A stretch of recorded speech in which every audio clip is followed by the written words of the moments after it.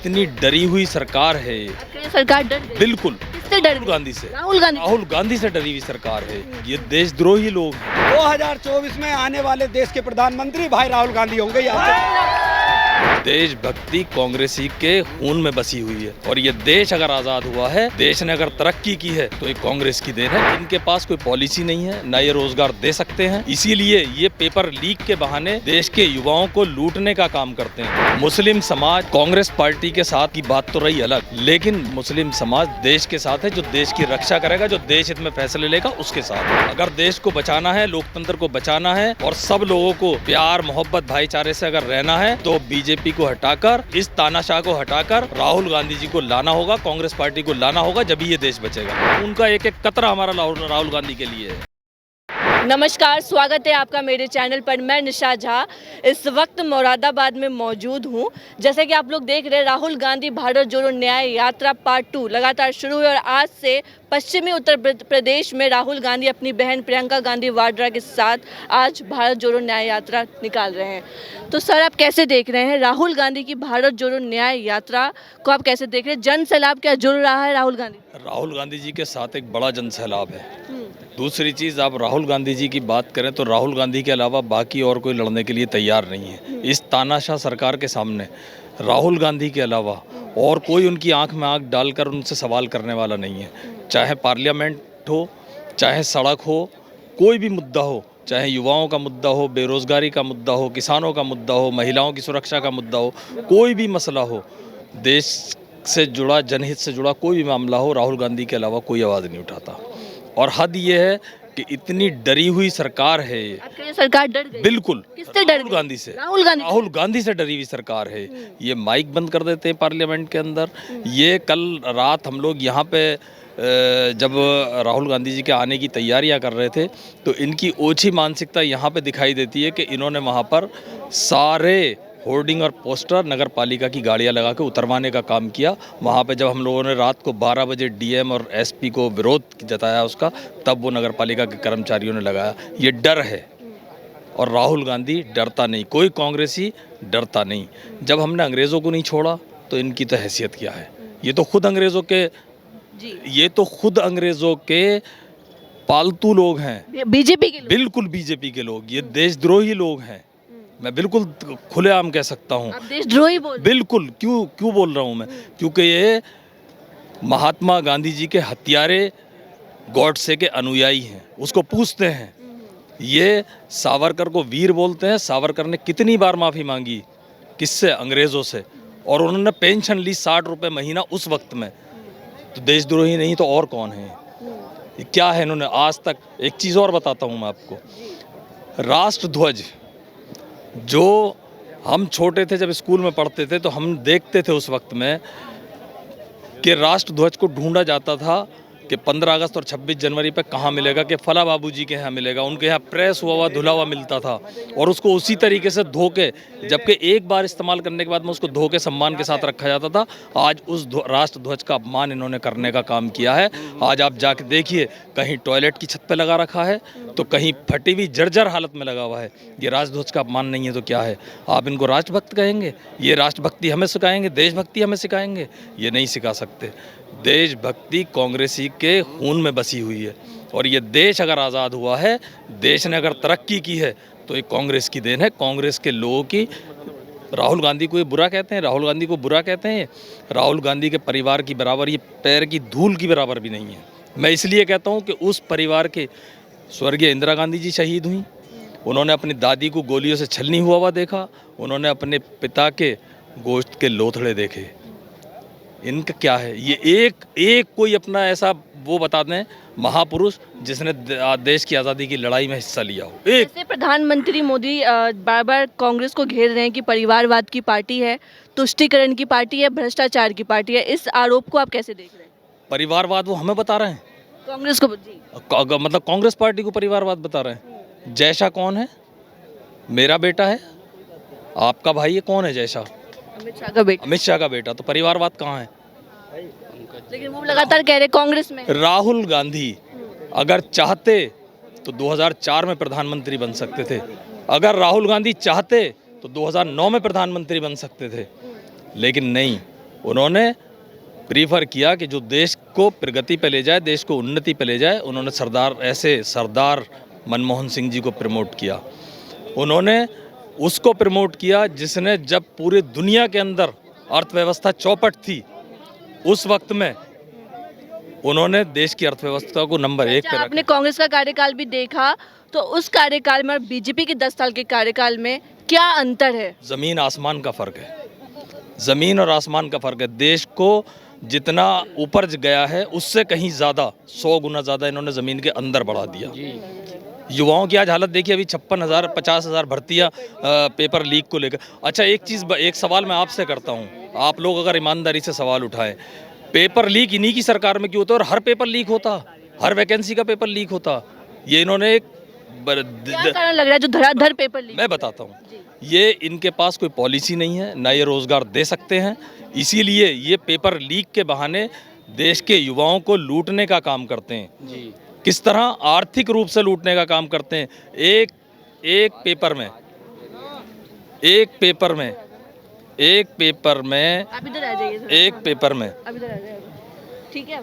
एक पेपर का फॉर्म भरने के लिए, उसकी तैयारी करने के लिए मिनिमम फीस वगैरह कम से कम 600 साढ़े 600 लगती है। 50,000 इन्होंने पेपर लीक करके 50,000 की भर्ती खारिज कर दी। कितना पैसा इकट्ठा हुआ?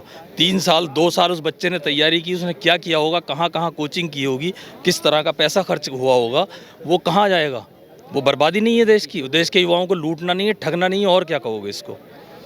तो आप कहेंगे कि देश को हमने ऊपर विश्व गुरु बना दिया। कहाँ बना दिया विश्व गुरु? आज देश सबसे ज़्यादा कर्जे में है। दुनिया का सबसे बड़ा कर्ज अगर कोई किसी देश पे है तो वो हिंदुस्तान के ऊपर है। एक कहा जाता है, जैसे बीजेपी के लोग एंगल लेते हैं कि जैसे मुसलमानों की बात करते हैं, क्या लग रहा है जो हमारे देश के जो मुसलमान हैं उनका झुकाव कांग्रेस की तरफ ज़्यादा है? देखिए, अगर मुसलमानों की बात की जाए, मुस्लिम समाज कांग्रेस पार्टी के साथ की बात तो रही अलग, लेकिन मुस्लिम समाज देश के साथ है, जो देश की रक्षा करेगा, जो देश हित में फैसले लेगा, उसके साथ है। एक चीज़। दूसरी चीज़, मैंने अभी आपसे शुरू में एक बात कही थी कि राहुल गांधी एकमात्र नेता ऐसे हैं कि जो सर्व समाज की, सर्व धर्म की आवाज़ उठा रहे हैं, युवाओं की, महिलाओं की, किसानों की। किसानों का कर्ज माफ़ किया राहुल गांधी ने, ऐलान नहीं किया, ढोल नहीं पीटा, लोगों को मंच सजा के जलील करने का काम नहीं किया था। राहुल गांधी ने अगर किया तो कर्जा माफ़ भी किया और ये भी पास कराया कि उस किसान को कर्जा भी दोगे तो वापस। आप लोग राहुल गांधी को प्रधानमंत्री देखना चाहते हैं? बिल्कुल।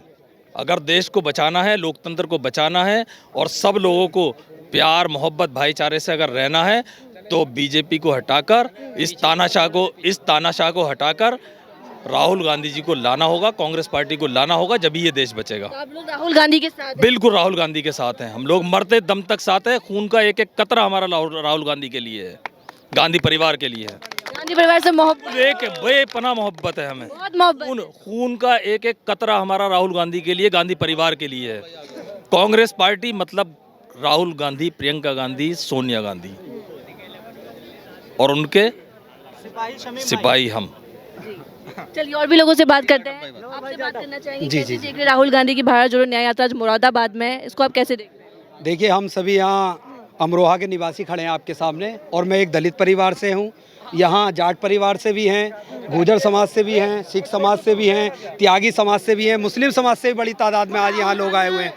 दूसरी बात, यहाँ पर मैडम ऐसा है, आज यहाँ समाजवादी पार्टी और कांग्रेस का जो गठबंधन हुआ है, समाजवादी पार्टी और कांग्रेस का जो मैडम गठबंधन हुआ है, उसमें एक बड़ी तादाद में यहाँ समाजवादी पार्टी जो गठबंधन हमारा बना है कांग्रेस से, समाजवादी पार्टी के बड़ी तादाद में यहाँ पर आज कार्यकर्ता और समर्थक आए हुए हैं। जितने भी हमारे इंडिया गठबंधन में सारे गठबंधन के साथी हैं, वो तमाम साथी आज यहाँ माननीय राहुल गांधी जी का स्वागत करने के लिए दिल फैलाकर तैयार खड़े हैं सभी लोग। और ये राहुल गांधी जी जो पूरे देश के अंदर मोहब्बत की दुकान खोल रहे हैं, जगह जगह जाकर, जो माननीय मोदी जी ने बहुत ही पूरे देश में हाल बहुत बेकार कर दिया, नफरत की दुकान बो दी, जगह जगह आपस में खाइयाँ पैदा कर दी, उसे भरने का काम कर रहे हैं माननीय राहुल गांधी जी। आपको लगा नफरत है देश में बहुत? बहुत ज़्यादा। अगर वर्तमान में आप देखें तो हिंदू मुसलमान के बीच इतनी नफरत है। पहला दौर ऐसा रहा है कि अगर एक मुस्लिम के घर भाई पानी पी रहा है तो हिंदू के घर जाकर खाना खा रहा है, अगर वहाँ खाना खा रहा है तो मुस्लिम के घर जाकर वो पानी पी रहा है। लेकिन मैडम अगर आप वर्तमान में देखें तो आज हिंदू के पास मुस्लिम के पास जाने से परहेज कर रहा है और मुस्लिम हिंदू के पास आने आज से। युवाओं के मन में ज्यादा हिंदू मुस्लिम बढ़ गया कि तू मुसलमान है मैं हिंदू हूँ, ये ज्यादा बढ़ गया है। नहीं मैडम, ये काम जो करा है भारतीय जनता पार्टी ने करा है और इस संघ जो ये संघ के आदेश पर कार्य चल रहा है उस सरकार ने किया है, भारतीय जनता पार्टी ने किया है, प्रदेश की सरकार ने किया है। इससे पहले भी कांग्रेस की सरकार 70-65 साल देश के अंदर रही है, लेकिन तमाम ऐसा जो आज वर्तमान में स्थिति है, ना रोजगार पे बात होती है, ना महंगाई पे बात होती है, ना शिक्षा पे बात होती है, ना स्वास्थ्य पे बात होती है, किसी मुद्दे पे मैडम बात नहीं होती। अगर बात होती है तो मंदिर मस्जिद पे बात होती है, अगर बात होती है तो हिंदू मुस्लिम के ऊपर बात होती है मैडम।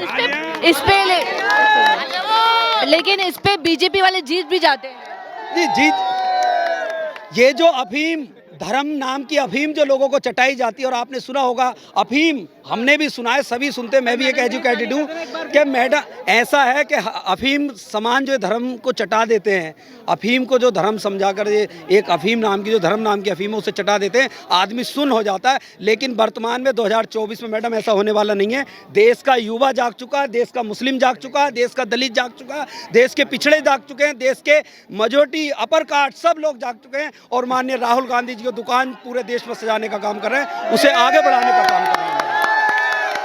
राहुल गांधी प्रधानमंत्री बन रहे हैं, राहुल गांधी प्रधानमंत्री बनेंगे आप लोगों के साथ? देखिए ऐसा है, पूरा देश दुआएं कर रहा है, यहाँ जितने युवा भाई हमारे खड़े हैं तमाम लोग दुआएं कर रहे हैं और निश्चित ही 2024 में आने वाले देश के प्रधानमंत्री भाई राहुल गांधी होंगे। इतना श्योर कैसे? एक सेकंड, इतना श्योर कैसे हैं आप लोग? श्योर ऐसे है मैडम, आप देखिए ना, इनसे पूछिए मुस्लिम है, इनसे पूछिए ये जाट खड़े हैं, इनसे पूछिए त्यागी खड़े हैं, सर्व समाज का सब धर्मों का साथ मैडम साथ है। और जहां सब धर्म और खासकर देश की युवा शक्ति साथ आ जाती है तो वहां निश्चित ही देश का रुख बदलने का काम देश का युवा करता है। और यहां बड़ी तादाद में, पूरे देश की बड़ी तादाद में आज यहां जो है बड़ी तादाद में राहुल गांधी जी के साथ जुड़ा रहा है। एक मिनट सुन लो। आपको युवा शक्ति इस बार किसके साथ जाना है? इस टाइम में इस बार मोदी जी की विदाई तय है। विदाई तय। राहुल गांधी, राहुल गांधी जिंदाबाद, जिंदाबाद, समाजवादी पार्टी, कांग्रेस पार्टी। जी मैडम, मैं एक समाजवादी पार्टी का कार्यकर्ता हूं, मैं जिला संभल से आया हूं। आज माननीय राहुल गांधी जी की यात्रा निकल रही है,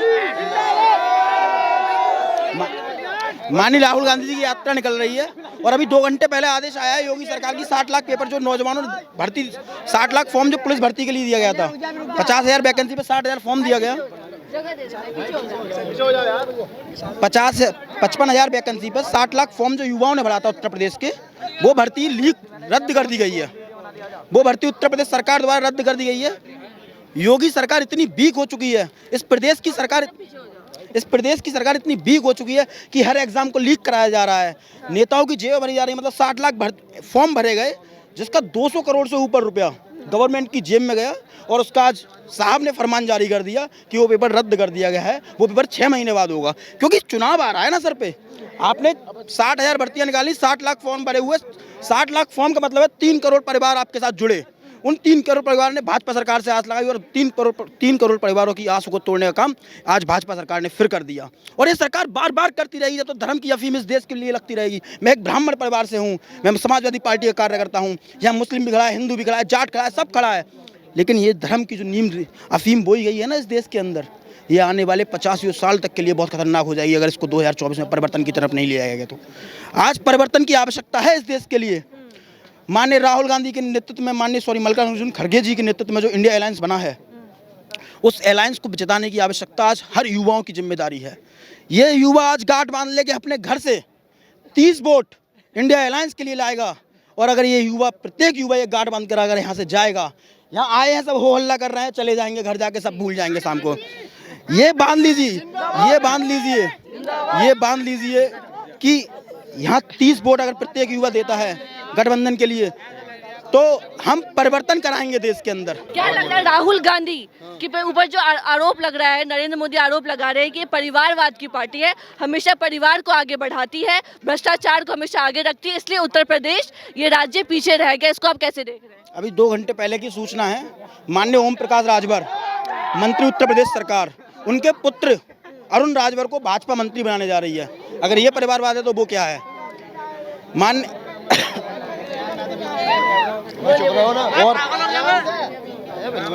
और परिवारवाद के हजारों उदाहरण है, ज्योतिरादित्य सिंधिया उदाहरण है, वही परिवारवादी आदमी है।